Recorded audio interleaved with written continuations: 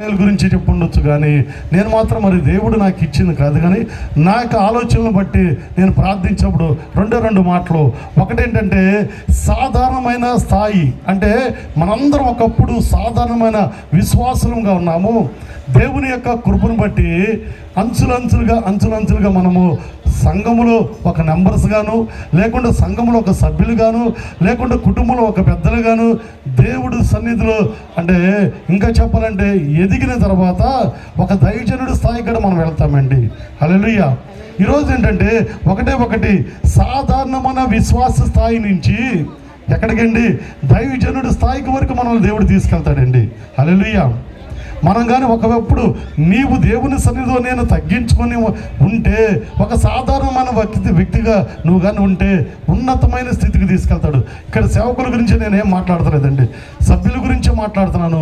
ఒకటి 1 తిమోతి 6వ అధ్యాయము 11వ వచనంలో ఒక మాట ఉంటుందండి. 1 తిమోతి 6వ అధ్యాయము 11వ వచనము చూస్తారా?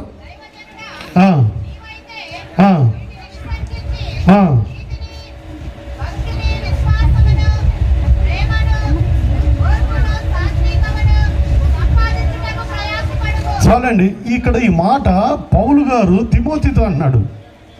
ఏమన్నాడండి? దైవజనుడా అన్నాడు. ఎందుకన్నాడండి అంటే అతని స్థాయి పెరిగిపోయింది, అది తర్వాత చెప్తాను. ఇక్కడ చూస్తే సాధారణమైన ఒక విశ్వాసి ఇక్కడ తిమోతి ఏమన్నాడంటే దైవజనుడా అన్నాడు. ఎంత గొప్ప మాట అండి. అంటే అక్కడ మొదటి అధ్యాయము 1వ వచనము 2వ వచనము ఏమంటాడంటే నా కుమారుడా అనేసి అంటాడు. అంటే ఒకసారి చూస్తారా? 1 తిమోతి 1వ అధ్యాయం 2వ వచనంలో ఉంటుంది అమ్మా. విశ్వాసమును బట్టి నా నిజమైన బాణం.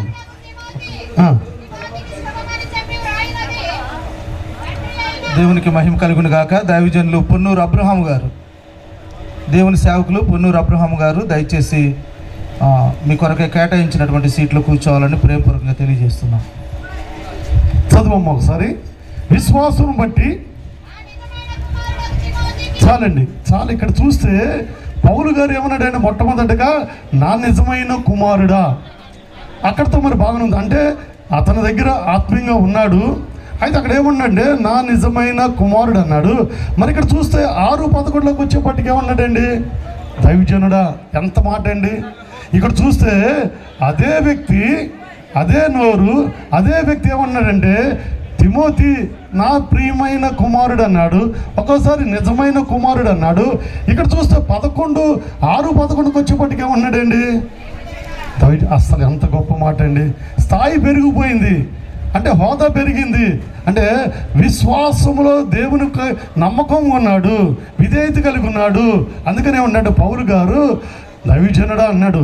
అదే వ్యక్తి పౌలు అంటే సామాన్యుడైన వ్యక్తి కాదండి. పౌలు గురించి మీకు తెలుసు. దేవుని కొరకు ప్రయాసపడిన వ్యక్తి, దేవుని కొరకు నమ్మకం ఉన్న వ్యక్తి, అనేక సార్లు దెబ్బలు తిన్న వ్యక్తి, బలముగా వాడుకున్న అపోస్తులు అందరికన్నా నేను తక్కువ వాడిని ఎంచుకున్న వ్యక్తి. ఆ వ్యక్తి ఏమంటున్నాడంటే దైవజనుడా. స్థాయి మారిపోయిందండి. ఇక్కడ చూస్తే 1-2లో ఏమన్నాడంటే నిజమైన కుమారుడా. అదే నోరు, అదే వ్యక్తి 6:11కి వచ్చేపాటికి ఏమన్నాడండి? దైవజనుడా. ఎక్కడి నుంచి ఎక్కడికి వెళ్ళిందండి? ఆ వ్యక్తి తన కుమారుడు అని పిలిచిన వ్యక్తే దైవజనుడు అంటారు. ఆ దైవజనుడు అంటానికి అర్హత ఎట్ట వచ్చిందండి? అతను దేవునికి నమ్మకం ఉన్నాడు, దేవుని పట్ల విధేయత కలిగి ఉన్నాడు. అయితే అందుకనే ఆ వ్యక్తిని దైవజనుడు అన్నాడు. ఎంత వృద్ధుడైపోయాడు తిమోతి. ఆ వృద్ధాప్యంలో ఒక యవనస్తుడు అన్నాడు దైవజనుడు అని. ఆ స్థాయికి మనం వెళ్ళాలండి. ఆ యొక్క స్థాయిని మనం పెంచుకునే స్థితిలో మనం ఉండాలి. ఒకవేళ విశ్వాసిగా ఉంటున్నావా, స్థాయి పెరగాలి. సంఘంలో సభ్యులుగా ఉంటున్నావా, స్థాయి పెరగాలి. ఇక్కడ చూస్తే ఒక సాధారణమైన విశ్వాసి ఒక దైవజనుడు స్థాయికి వెళ్ళాడండి. అందుకని 2వ రాజుల గ్రంథంలో ఒక మాట ఉందండి. 2వ రాజుల గ్రంథం 1వ అధ్యాయము 9వ వచనం కానీ చూస్తే ఒక మాట కనపడుతూ ఉంటుంది. 2వ రాజులు వెంటనే రాజు 50 మందికి అధిపతి అయినా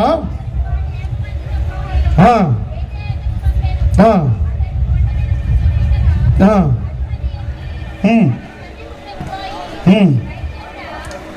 చాలండి. ఇక్కడ చూస్తే ఎవరినండి దైవజనుడు అని పిలిచింది? ఒక గొప్ప ప్రవక్తని. ఆ ప్రవక్త దగ్గరికి రాజు 50 మంది పెద్దలతోనూ 50 మందిని వెంట పెట్టుకొని ఒక అధిపతి వెళ్ళి ఆ యొక్క వ్యక్తి దగ్గరికి వెళ్ళి, దైవజనుడా, అదే మాట ఈ వ్యక్తికి అండి, ఒక సాధారణమైన వ్యక్తిగా ఉన్న తిమోతిని అంటున్నాడు. ఏ స్థాయికి వెళ్ళాడండి? అదే దగ్గర పెరిగాడు, అక్కడే పెద్దవాడు అవుతున్నాడు. ఒకప్పుడు చూస్తే ఆ యొక్క తిమోతి మొదటి వచనంలో రెండో అధ్యాయంలో రెండో వచనంలో చూస్తే, కుమారుడా, నా నిజమైన కుమారుడా అని పిలిచిన వ్యక్తి 6:11 వచ్చేపాటికి దైవజనుడు స్థాయికి వెళ్ళాడండి. ఇక్కడ ఏ వ్యక్తిని కంపేర్ చేశాడంటే ఒక పెద్ద ప్రవక్తనితో అంటే పోల్చాడండి. అంత మాట అనిపించుకోలేదు. ఎంత సమయం పట్టిద్దండి? అంటే దేవునితో నువ్వు నమ్మకంగా ఉండాలి, దేవుని యొక్క ప్రణాళికలో నువ్వు ఉండాలి. ప్రియమైన సంగమా, దేవుని బిడ్డలారా, స్థాయి మారుతూ ఉండాలి, అభివృద్ధి పొందుతూ ఉండాలి, ఆశ్చర్యకరంగా ఉండాలి. అందుకనే ఇంకో మాట కన్నా 6:11 ఏమంటే, దైవజనుడా, నీవైతే బిడ్డను విసర్జిస్తావా? ఏంటినండి అంటే దేవునికి అంటే నచ్చినటువంటి వాడిని ఉంచుకోవాలి, దేవునికి నచ్చినటువంటి విడిచిపెట్టాలండి. మనం చాలామంది సార్లు చూస్తే ఒప్పుకుంటాం కానీ మనం విడిచిపెట్టము. దేవుని సన్నిధిలో ప్రార్థిస్తూ ఉంటాము కానీ మనం వాటిని విడిచిపెట్టే రీతిలో మనం ఉండము. అదే ఉండకపోతే మన స్థాయి పెరగదు, మన పొజిషన్ మారదు. ప్రియమైన దేవుని బిడ్డలారా, సంగమా, మనము స్థాయి పెరగాలంటే దేవుని యొక్క సన్నిధిలో మనం ఉండాలి, దేవుని యొక్క కృపలో మనం ఉండాలి, దేవుని యొక్క తలంపులో మనం కలిగి ఉండాలి. ఇంకా పరిశుద్ధ గ్రంథంలో చూస్తే చాలామంది చూస్తే దేవుని యొక్క కృపలో ఉన్నారండి. పరిశుద్ధ గ్రంథంలో చెప్పాలంటే అది మీకు తెలుసు. అయినా సరే ఇంకొక మాట చెప్పాలి. అపోస్తలుల కార్యాలు చూస్తే 6వ అధ్యాయం 3వ వచనం కానీ చూస్తే ఆత్మతోనూ జ్ఞానంతోనే నింపబడిన వ్యక్తులు కావాలంటండి.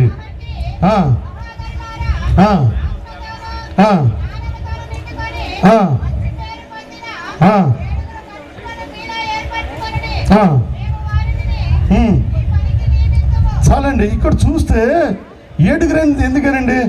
ఆ రోజున అపోస్తులైన అంటే పేతురు గారు ప్రార్థన చేస్తే 3,000 మంది రక్షించబడ్డారు కదా. అయితే యేసుక్రీస్తు అరణ్య ప్రాంతంలో ఆ యొక్క 5 రొట్టెలు 2 చేపల్ని 5,000 మంది పెట్టిన పరిశుద్ధులు ఉన్నారు కదా. సుమారుగా 8,000 మంది ఆ రోజునే రక్షించబడినటువంటి వారు, ఆ రోజునే దేవుని యొక్క కృపలో ఆయన రక్తంతో కడగబడినటువంటి వారు, ఒప్పుకున్న వారు ఉంటే ఇక్కడ చూస్తే ఏమన్నాడండి అంటే, కాబట్టి సహోదరులారా, ఆత్మతోనూ జ్ఞానముతోనూ నిండుకున్న మంచి అంటే 7 కావాలండి. ఎంత మాట అండి ఇది! అంటే వాళ్ళందరూ ఏమైపోయారండి చెప్పండి? అంటే కొన్ని సంవత్సరాలు అయిపోయింది. ఆ పౌలు అక్కడ పేతురు గారు చూస్తేనేమో ఆయన ప్రసంగం చేసినప్పుడు ఇంచుమించు 3,000 మంది రక్షించబడ్డారు కదా. ఆ తర్వాత మరి 5,000 మంది దేవుని యొక్క ఆహారం పుచ్చుకున్నారు కదా. పురుషుల సంఖ్యలో చూస్తే ఈ 8,000 మంది డబల్ వేసుకున్న కొన్ని సంవత్సరాలకి మరి 16,000 మంది అవుతారు కదండి. ఒకవేళ 20,000 మంది అవ్వచ్చు కదా. వీళ్ళందరూ ఏమైపోయారు? 7 అంట. ఆత్మతోనూ జ్ఞానంతోనూ నింపబడిన వారు దేవుని పని చేయడానికి కావాలంటండి. హల్లెలూయా. దేవుని పని చేయడానికి జ్ఞానము కావాలి, ఆత్మ నింపుదల కావాలి. అన్ని అనుకూలంగా వ్యక్తులే దేవుడు ఏర్పాటు చేసుకుంటాడండి. ఒక మాట చెప్తాను. అయితే మోషేని సీనాయి పర్వతం మీదకి దేవుడు పిలిచినప్పుడు యెహోషువని యవనస్తుడు వెంట పెట్టుకుని వెళ్తాడు. యెహోషువని వెంట పెట్టుకుని వెళ్ళి కొంత దూరం పోయిన తర్వాత సగము ప్రాంతానికి వెళ్ళిన తర్వాత నువ్వు ఈ ప్రాంతంలో నిలువు అనేసి అన్నప్పుడు మోషే చెప్పినట్టు అక్కడ యెహోషువ నిలుస్తాడు. అయితే 40 రాత్రులు 40 పగలు కొండ మీద గడిపిన తర్వాత కింద ఇశ్రాయేలీయులు పాపం చేస్తూ ఉంటారు, దేవునికి వ్యతిరేకంగా ఉంటారు. అయితే పైన మోషే ఉంటారు. ఇక రాడనేసి 6 లక్షల మంది దేవునికి వ్యతిరేకంగా జీవిస్తుంటే ఈ యవనస్తుడు ఒక్కడే ఒక గుడారం వేసుకొని దేవుని పాదాలు పట్టుకుంటాడండి. హల్లెలూయా. ఎప్పుడైతే దేవుని పాదాలు పట్టుకున్నాడో దేవుని యొక్క కనుదృష్టి ఆ వ్యక్తి మీదకి వెళ్ళిందండి. మనం దేవుని యొక్క కనుదృష్టి పడే రీతిలో మనం ఉండాలి సంగమా. దేవుని కృపను పొందుకునే రీతిలో ఉండాలి. ఒంటరివాడే కదా. మోషే రాడేమో అని పైకి వెళ్ళలేదు, మోషే రాడేమో కిందకి రాలేదండి. అయితే ఒక్కడే దేవుని పాదాలు పట్టుకున్నాడు కనుక దేవుని యొక్క కనుదృష్టి 6 లక్షల మంది ఇశ్రాయేలు సైన్యం ఉన్నారు, 70 మంది పెద్దలు ఉన్నారు, అహరోను ఉన్నాడు, హూరు ఉన్నాడు. వాళ్ళ మీదకి దేవుని యొక్క కృప వెళ్ళలేదండి. యవనస్తుడైన ఒక్కడు ఒంటరిగా ఉన్నాడు, దేవుని పాదాలు పట్టుకున్నాడు.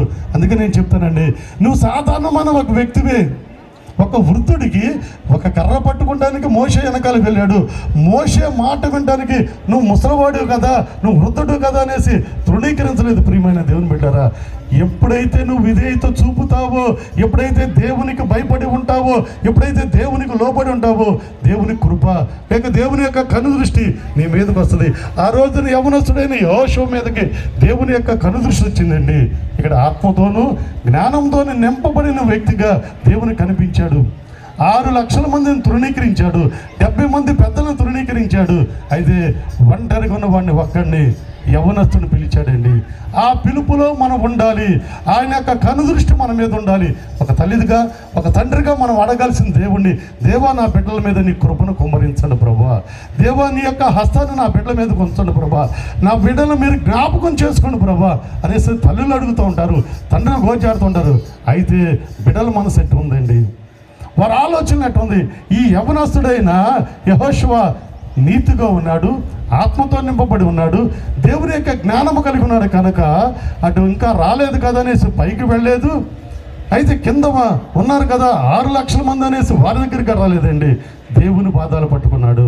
అందుకని నేను సాధారణమైన ఒక విశ్వాసే కావచ్చు, అయితే ఒక దైవజనుడు స్థాయికి వెళ్తాడండి.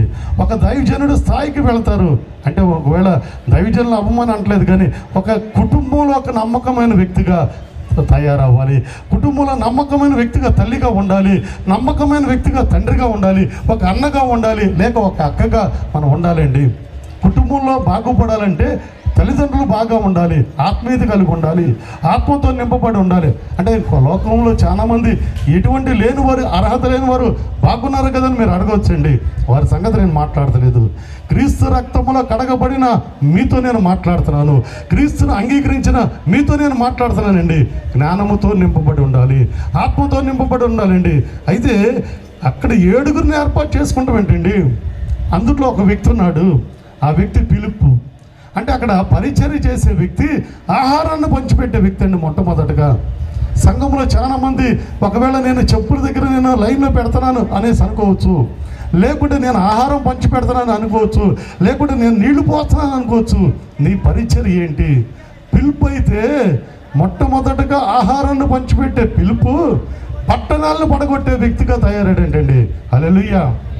అంటే యూదా ప్రాంతాన్ని, గ్రీసు దేశస్తుని అనేక చోట్ల దేవుని యొక్క నామాన్ని ప్రకటించాడండి. ఆహారము పంచిపెట్టే వ్యక్తే ఏ స్థాయికి వెళ్ళాడండి? అనేకులు దేవుని వైపు తిప్పడానికి, అనేకుల్ని ఆయన మార్గంలో నడిపించడానికి గొప్ప వ్యక్తిగా తయారాడండి. అటువంటి కృప మనకు ఉండాలి. నేను చేసేది చిన్న పనే అనుకోవద్దు, నాకు ఇదే ఇచ్చారు అయ్యగారు అనుకోవద్దు. నీకు ఏదైతే అప్పగిస్తుంది ఆత్మతోనూ జ్ఞానంతోనూ నింపబడి ఉంటే ఆ పని తూచా తప్పకుండా నువ్వు చేస్తే దేవుని యొక్క కనుదృష్టి నీ మీదకి వస్తుంది. ఒక సేవకుడు అవ్వాలని లేదండి, నువ్వు ప్రవచించవచ్చు, నువ్వు మాట్లాడవచ్చు, నువ్వు వాక్యం చెప్పచ్చు. వాక్యం అంటే గంటలు కాదండి, ఒక మాట చాలు. యేసుక్రీస్తు నేను అంగీకరించాను, నా పాపాలు నేను ఒప్పుకున్నాను, నేను నీతిమంతుడు కొన్నాను, నేను నీతిమంతురాలు కొన్నాను, ఈ స్థాయిలో నన్ను ఉంచింది ఆయన కృపను బట్టి. ఆ మాట చెప్తే ఆ వ్యక్తి వినొచ్చేమో. అప్పుడున్న నొప్పిని బట్టి, అప్పుడున్న బాధను బట్టి, అప్పుడున్న పరిస్థితిని బట్టి ఆ వ్యక్తి మారొచ్చేమో. ఒక దైవజనుడు చెప్తే మారపోవచ్చండి. ఒక సాధారణమైన విశ్వాసి నేను ఈ స్థితిలో ఉండడానికి కారణము నా రక్షకుడు అని చెప్పొచ్చు. వాక్యం చెప్పాలని లేదు. ఒక మాట నన్ను ఈ స్థితిలో ఉంచాడు, ఈ రోజున నీ మధ్య నేను సజీవురాలుగాను సజీవుడుగానంటే ఆయన కృపను బట్టి నేను బ్రతికాను అంటే ఒక మాట చెప్తే ఆ రోజున నీ ఎదురుకున్న వ్యక్తి ఎటువంటి బాధలో ఉందో తెలియదు, కానీ ఆ బాధ పోయి దేవుని సన్నిధికి నడిపించవచ్చు. సేవకులు ప్రార్థన చేస్తే కాదు, ఒక విశ్వాసి కూడా ప్రార్థన చేయొచ్చు. ప్రియమైన దేవుని బిడ్డారా, అయితే లూకా సువార్తలో 1వ అధ్యాయము 17 వచనంలో కూడా ఒక మాట కనపడుతుందండి. లూకా సువార్త 1:17.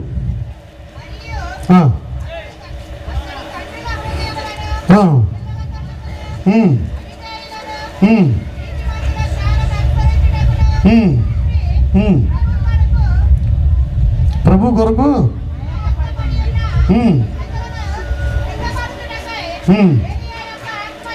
చాలండి. ఇక్కడ చూస్తే ఏలి యొక్క ఆత్మీయ అన్నాడు. ఇందా నేను చెప్పాను కదా, ఒక తిమోతి గురించి మళ్ళా చెప్తున్నానండి. ఒక తిమోతి గురించి, ఒక కామన్ మ్యాన్గా ఉన్నాడు, అయితే పౌలు గారి గురించి మీకు తెలుసు, 14 పత్రికలు రాశాడు.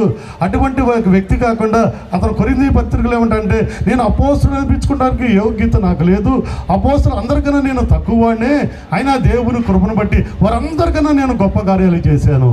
హల్లెలూయా. ఎవరందరికన్నా అండి, క్రీస్తుతో పాటు తిరిగినటువంటి వారు 3.5 సంవత్సరాలు ఆయనతో పాటు తిరిగారు, ఆయనతో పాటు క్రియలు చూచారు, ఆయనతో పాటు ఆహారం తిన్నారు, ఆయనతో పాటు 3.5 సంవత్సరాలు తిరిగిన వ్యక్తులే చేయనటువంటి గొప్ప కార్యాలు పౌలు గారు చేశాడండి. అంటాడు, నేను క్రీస్తుని పోలి నడుచుకొనుచున్నాను, మీరు నన్ను నడుచుకోమంటున్నాడు. ఎవరన్నా ఆ 12 మంది శిష్యులు అనలేదు, కానీ పౌలు గారు అంటే సవాలు చేసే వ్యక్తిగా ఉన్నాడు. ఎందుకంటే ఆ వ్యక్తి క్రీస్తుని పోలి నడుచుకున్నాడే, క్రీస్తు కన్నా ముమ్మారుగా శ్రమించాడు, అనేక సార్లు దెబ్బలు తిన్నాడు, అనేక రోజులు సముద్రంలో గడిపాడు. ప్రియమైన దేవుని బిడ్డలారా, ఒకటే ఒక మాట, ఒకరిని కంపేర్ చేసుకోవద్దు. ఇక్కడ పౌలు గారు ఏంటంటే, నేను అపోస్తులు అందరికన్నా నేను తక్కువ వాడిని అన్నాడు. నేను అపోస్తులు అనిపించుకుంటాక నాకు యోగ్యత లేదు, అయినా వారందరికన్నా నేను గొప్ప కార్యాలు చేశాను. హల్లెలూయా. ఎందుకు చేశాడండి? దేవుని యొక్క పిలుపుని బట్టి, ఆ పిలుపుకు లోబడిన వ్యక్తి. ఇంకో మాట కూడా చెప్తానండి, పౌలు గారు దేవుని యొక్క స్వరాన్ని మాత్రం విన్నాడు. పౌలు గారు దేవుని యొక్క స్వరాన్ని మాత్రం విన్నాడు, కానీ ఆయన చూడలేదు. 12 మంది ఆయన చూచారు, ఆయన పేరుతో పాటు తిరిగారు, ఆయనతో పాటు నిద్రించారు, ఆయనతో పాటు ప్రయాణం చేశారు. వారు చేయని కార్యాలు పౌలు గారు చేశారు. ప్రియమైన దేవుని బిడ్డలారా, ఒకటే ఆయన అన్నాడు, నేను వారికి అందరికన్నా తక్కువ వాడిని. ఆయన మళ్ళీ ఇంకో మాట అన్నాడు, ఇదంతా దేవుని కృపే. హల్లెలూయా. దేవుని కృప మన మీద ఉండాలి, దేవుని యొక్క కనుదృష్టి మన మీద ఉండాలి. ప్రియమైన సంగమా, దేవుని బిడ్డలారా, ఒక్కోసారి అనుకుంటున్నాము, తల్లిదండ్రులు అనుకోవచ్చు, నేను ప్రార్థన చేస్తున్నాను కదా నా బిడ్డలు రక్షణలోనికి రావట్లేదు, నేను ప్రార్థన చేస్తున్నాను కదా నా బిడ్డలు ఆ పాడు పని మానట్లేదు అనేసి అనుకోవచ్చు. ప్రార్థన చేయి, నీ బిడ్డ వినాలి ఆ ప్రార్థన. నువ్వు ప్రార్థన చేయి, నీ బిడ్డ వినాలి. పరలోకపు తండ్రి వింటాడు, కానీ నువ్వు చేసే ప్రార్థనలో ఆ బిడ్డ వినాలి. ఒక చిన్న మాట చెప్తానండి. నా కుమార్తెకి అంటే రక్షణ లేనప్పుడు ఒక దైవజనుడే, అప్పుడు ఇంట్లోనే మాది ఆరాధన, సంఘం అంటే లేదు, మందిరం లేదు, సంఘం ఉంది కానీ మందిరం లేదు. రక్షించబడినటువంటి వారు ఆ గదిలోకి వెళ్ళండి, బలలో చేపెట్టేవారు ఇక్కడే ఉండండి అన్నారు. అంటే అందరు పిల్లలందరూ అవతల గదిలోకి వెళ్ళినప్పుడు చిన్న ప్రార్థన చేశా. అంటే పాపానికి అంగుళము, తలుపు ఎంత ఉంటుందండి? అంగుళం ఉంటుంది, లేదా అంగుళంన్నర ఉంటుంది, లేదా 18 అంగుళాలు ఉంటుంది అనుకుంటా. అయితే తలుపు అవతల వారు ఉన్నారు, తలుపు యువతల మేము ఉన్నాము. చిన్నగా ప్రార్థన చేశాను దుఃఖంతో. ఏమనంటే, దేవా, ఒక పాపానికి అంగుళమా ప్రభా, అంగుళంలో వారు అవతల ఉన్నారు, మేము యువతలం ప్రభా, నీ రక్తంతో కడగండి. నా కుమార్తె వింది. మళ్ళా సండేకి 3 రోజులు ఉపవాసం ఉండి డాక్టర్ పీటర్ సింగ్ అని విజయవాడలో ఎన్కేపాడులో ఉంటారండి, కనుక ఆయన దగ్గరికి తీసుకెళ్ళి బాప్తీసం చూపించాను. ప్రియమైన దేవుని బిడ్డ, ఒక్క మాట వింటే చాలు, నీ దుఃఖాన్ని చూస్తారు, నీ బిడ్డలు నీ వేదన చూస్తారు. నువ్వు వేదన పడకుండా, దుఃఖపడకుండా, అన్న బిడ్డలు లేనప్పుడు దుఃఖపడింది, వేదన పడింది, నిందలు పడింది, దేవుడు చూచాడు, అయితే అనుగ్రహించాడు. అక్కడ నిందగడ మోస్తుంది, పొద్దున్నే మద్యము కానీ ద్రాక్షారసం కానీ సేవించొచ్చావా? ఎప్పుడు దేవుని సన్నిధిలో కూడా నిందలు పడవచ్చు, అయినా పర్వాలేదు, నువ్వు దేవుని కొరకు జీవించు. కామన్ మ్యాన్గా ఉండొచ్చు, నువ్వు దేవునికి అన్ని దృష్టిలుంటే ఉన్నతమైన స్థితికి తీసుకెళ్తాడు. అందుకని అన్నాడు, మరలా ఒకసారి 1 తిమోతి 4:13 చూద్దామండి. 4వ అధ్యాయము 13వ వచనము.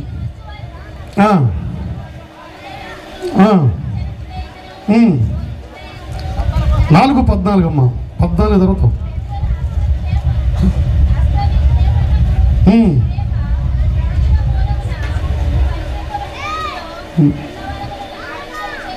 మరొకసారి చదువమ్మా. పెద్దలు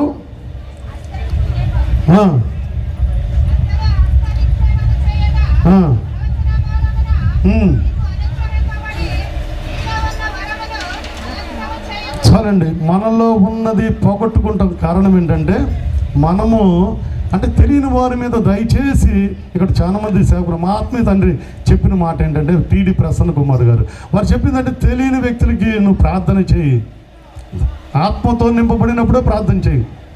నేను కూడా అప్పుడప్పుడు కూడా చెప్తానండి, మనం కానీ వాక్యం చెప్పినప్పుడు సంఘం ఆత్మతో నింపబడాలి, చెప్పే దైవజనుడు కానీ ఆత్మతో నింపబడితే అది ఫలిస్తుందండి. హల్లెలూయా. ఇక్కడ ఆత్మతో నింపబడిపోయి దురాత్మ వచ్చినప్పుడు మనం కానీ తెలియకుండా మనలో బలహీనత ఉంటే ఆ దురాత్మ మన మీదకి ప్రయోగిస్తుంది. ఎందుకంటే అపోస్తల గారిలో రిఫరెన్స్ అయితే మర్చిపోయినా దయచేసి ఏమనుకోద్దు, కానీ మీరు వెళ్ళి ప్రార్థన చేస్తుంటే నేను యేసును చూచాను, నేను ఎవరినంటే పౌలు నాకు తెలుసు, యేసు నాకు తెలుసు, నువ్వెవరు అని ఎవరి మీద, పెద్దల మీదను ఆ బిషప్పుల మీద, కుమారుల మీద. ఎక్కడైనా రిఫరెన్స్? నాకు యేసు తెలుసు, పౌలు తెలుసు.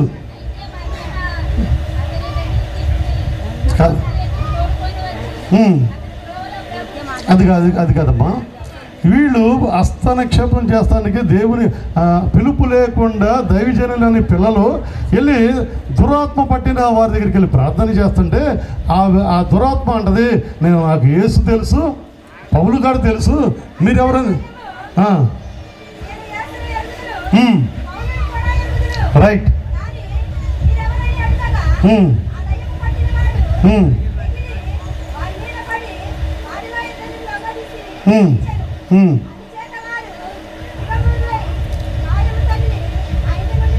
చాలండి. ఇక్కడ చూస్తే మనము కానీ ఆత్మతో నింపబడి ఉండకపోతే ఇదే గతి పట్టిద్దండి. వారు దిగంబరులై వారిని తరిమి కొట్టారంటండి. ప్రియమైన దేవుని బిడ్డలారా, ఒకటి మనం నింపబడి ఉండాలి. మనం చెప్పేటప్పుడు అంటే ఇవే వరగడ ఆత్మతో నింపబడితే అది ఫలిస్తుంది. నింపబడకుండా మనం ఏమో అంటే మాట్లాడకూడదండి. నువ్వు దేవుణ్ణి అడగాలి, దేవా నీ బిడ్డలతో. ఒకసారి నేను ఇక్కడ వాక్యం చెప్పడానికి సిద్ధపడిన తర్వాత కొన్ని మాటలు ఇక్కడ రిఫరెన్స్లు రాసుకొని ఇక్కడ వచ్చేస్తూ ఉంటాయి. అది నేను అనుకుంటున్నాను, ఏంటి ప్రభా ఇంత గంభీరంగా ఇంత బలంగా మాట్లాడే ప్రభా అనేసి ఒకసారి నాకే ఆశ్చర్యం వేస్తుంది. నేను అది సిద్ధపడలేదు కదా, నేను అంటే అండర్లైన్ చేసుకోలేదు కదా అనేసి. నింపబడి ఖచ్చితంగా ఉండాలండి. నువ్వు కానీ నింపబడి ఉంటే నువ్వు ఒకటాలి, దేవా నేను వెళ్తున్నాను ప్రభా, నేను వెళ్తున్నాను, ఆ బిడ్డలను సిద్ధపరచండి, నీ మాటలు పెట్టడానికి సిద్ధపరచండి ప్రభా, వారిని నీ సన్నిధిలో సిద్ధపరచండి అనేసి దైవజనుడిగా ప్రార్థన చేసుకుంటే ఖచ్చితంగా దేవుడు సిద్ధపరుస్తాడు. ఒక్క వ్యక్తి చాలదండి. ఒక వాక్యం విన్నప్పుడు ఆ రోజున 3000 మంది ఇంచుమించుగా రక్షించబడ్డారు. ఒకరోజు ఒక వాక్యం కానీ విన్నప్పుడు ఒక్క వ్యక్తి ఆ చెవులో చేరితే, హృదయంలో కానీ చేరితే ఆ ఒక్క వ్యక్తి మార్చొచ్చండి అనేకుల్ని. నేను కూడా ఒకప్పుడు లోకస్తుండే, నేను కూడా దేవునికి వ్యతిరేకంగా చెప్పుకున్నటువంటి వాడిని. అటువంటిది ఒకే ఒక్క మాట నా హృదయంలోకి చేరింది. ఆ రోజు నుంచి ఈ రోజు వరకు వెనక్కి తిరగలేదు. ప్రియమైన సంగమా, దేవుని బిడ్డలారా, ఒక్కసారి దయచేసి మన స్థితిని మర్చిపోండి, మన స్థాయిని మర్చిపోండి, క్రీస్తు ఇంకా చూద్దాం. అందుకని అన్నాడు మరలా మొదటి తిమోతి 6:11 వెళ్దాం మళ్ళీ ఒకసారి.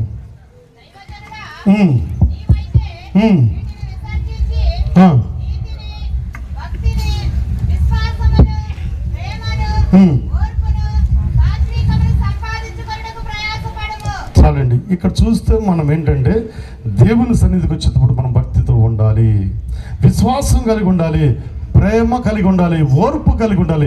సేవకుడు లేక సంఘము లేక పెద్దలు ఏది చెబితే అది తూచా తప్పకుండా ఇది నేను చేయననేసి అనుకోకుండా నువ్వు చేస్తే దేవుడు నిన్ను చూస్తాడు. అందుకని ఇక్కడ నేను సేవకులతో మాట్లాడతలేదండి, నేను సంఘంతోనే మాట్లాడుతున్నా. ఇక్కడ ఏమన్నంటే దైవజనుడా నీవైతే వీటిని విసర్జించుతున్నాడు అంటే భక్తిని, విశ్వాసమును, ప్రేమను, ఓర్పును, స్వాతికను సంపాదించుటకు నువ్వు ప్రయాసపడు. నువ్వు దేవుని సన్నిధికి వచ్చేటప్పుడు వీటన్నిటిని గుణగణాలు నీకు కలిగి ఉంటే మోషేతో యెహోషువతో అంటాడు, నువ్వు అడుగు పెట్టు ప్రతి స్థలము నీకు అనుగ్రహించబడును, నువ్వు బ్రతుకు దినములన్నింటిలో ఏ మనిషి నీ ఎదుట నిలవలేడు. హల్లెలూయా, హల్లెలూయా. ఒకటే ఒక మాట అండి, నువ్వు ఓర్పు కలిగి ఉండు. సంఘముకు వచ్చేప్పుడు నువ్వు ప్రేమ కలిగి ఉండు. రెండో చూస్తే అంటే విశ్వాసం అనేది, స్వాతికం అనేది సంపాదించుకో. నిన్ను చూచి అంటే LAFలో ఒక మాట ఉంది, ముందున్నవారు అంటే ముందున్న వారిని వెనకున్న వారు చూస్తారంట. ఏంటంటే వారు ముసుగేసుకున్నారా లేదంటే వారు ఎలా కూర్చున్నారు, వారి మాటలు ఎలా ఉన్నాయి, వారు ఏ రకంగా ఉన్నారు అనేసి వెనక్కున్నవారంటే నేను చెప్పేది మిమ్మల్ని కాదండి. అంటే క్రొత్తగా వచ్చేవారు ముందున్న వారిని చూస్తారు. నువ్వు మందిరంలోకి వచ్చినప్పుడు నువ్వు ముసుగేసుకొని లేకుంటే మంచిగా కూర్చొని లేకుంటే క్రమశిక్షణతో ఉండి ఆ తర్వాత బయటికి గుమ్మం దాటిన తర్వాత ఏకైకలు పక్కపిక్కలు అంటే చూస్తూ ఉంటారు. అంటే అక్కడ మాత్రం అలా ఉండాలా, లేకుంటే ఇక్కడ ఇలా ఉండాలా? నీవు బయట లోపల ఉన్నప్పుడు ఎలా ఉన్నావో బయటకు వచ్చినప్పుడు కూడా అదే ఉండాలండి. బయటకు వచ్చినప్పుడు కూడా అలాగే ఉండాలి. అందుకనే ఎల్లేపులో ముందున్న వారిని వెనకున్న వారు చూస్తారంటే వచ్చినటువంటి ఇక్కడ సంఘంలో కాదండి. అంటే నువ్వు లోపల ఎలా ఉన్నావు బయటగా నాలో ఉంటే అదే ఉంటుంది. బయట అక్కడ భక్తితోనూ వినయతోనూ యథార్థంగానూ ప్రేమతో ఉండి తర్వాత ఇక్కడ వచ్చేప్పటికి లోక సంబంధమైన ఏకైకులు పక్కపక్కలు కాదు. దయచేసి నేను అనేది ఒకటే, సాధారణమైన విశ్వాస స్థాయి నుండి దైవజనుడి స్థాయికి మనం వెళ్ళాలి. మంచి దైవజనుడు అంటే అందరినీ దైవజనుడు అంటలేదండి. నీ కుటుంబంలో ఒక గౌరవమైన వ్యక్తిగా, ఒక నమ్మకమైన వ్యక్తిగా, ఒక నీతి కలిగి, ఓర్పు కలిగి, ప్రేమ కలిగి, స్వాతికము, అవన్నీ గుణగణాలు మీకు కలిగి ఉండాలి. అప్పుడు దేవుడు కనుదృష్టి మీ మీద ఉంటుంది. చివరిగా ఇంకొక మాట చెప్పాలని అనిపిస్తుంది. మనం ఎలా ఉండండి, దానియేలు పత్రికలో 12:3 ఉంది, చూడొద్దు. కానీ ఎవరు అనేకులను తిప్పుదురు వారు నక్షత్రములే నిరంతరమును ప్రకాశించుదురంట. మీరు అంటే మేము కాదండి, బోధకులమైన మేము కాదు. మరొకసారి చెప్తారండి, బోధకులమైన మేము కాదు తిప్పేది, విశ్వాసులమైన మీరు తిప్పాలి. ఎప్పుడు నీవు ఒక మాట చెప్తే చాలు. ఒక మాట మాట్లాడితే అది పవిత్రంగా ఉండాలి, అది పరిశుద్ధంగా ఉండాలి. నాకు చెప్పాను కదా, ఏంటండి అది చెప్పిన ఆత్మతో నింపబడి ఉండాలి, జ్ఞానంతో నింపబడి ఉండాలి. ఇటువంటి అన్నీ నింపబడుతుంటే నువ్వు మాట్లాడే మాటను బట్టి ఒక వ్యక్తి మారొచ్చండి. ఒక సాధారణమైన ఒక వ్యక్తి మారటానికి నువ్వు నింపబడి ఉండాలి. ఏంటండి నింపబడి ఉండేది?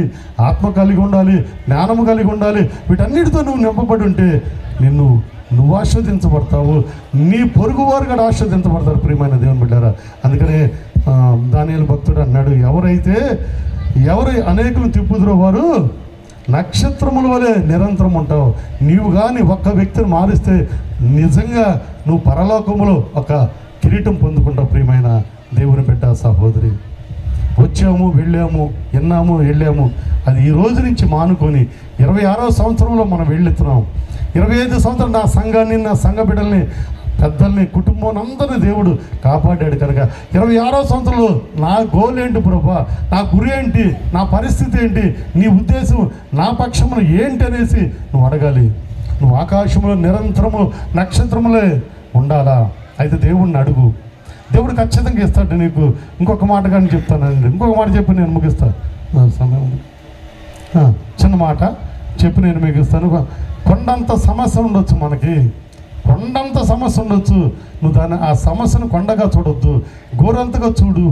అయితే ఆ సమస్య అనేది నీ దగ్గర నుంచి వెళ్ళిపోద్ది. ఎప్పుడైతే ఆ సమస్య ఇంకా నువ్వు చూస్తూ ఉంటావో నువ్వు విజయానికి వెళ్ళలేవు. ప్రియమైన దేవుని బిడ్డ, నీ జీవితం అంతా కొండనే చూస్తుంటే నువ్వు ఓటమే నీ జీవితము. కొండ ఇంకా చూడమాక ఆ సమస్య జీవము కలిగిన దేవుడు నాతో ఉన్నాడనేసి ఒక దృఢమైన విశ్వాసంతో ఉంటే ఆ సమస్య నీకు గోరెంతగా ఉంటుంది. ఒకవేళ సమస్య ఇంకా చూడొద్దు, నువ్వు దేవుని వెంక చూడు. తల నుంచి ప్రార్థన చేసుకుంటావు.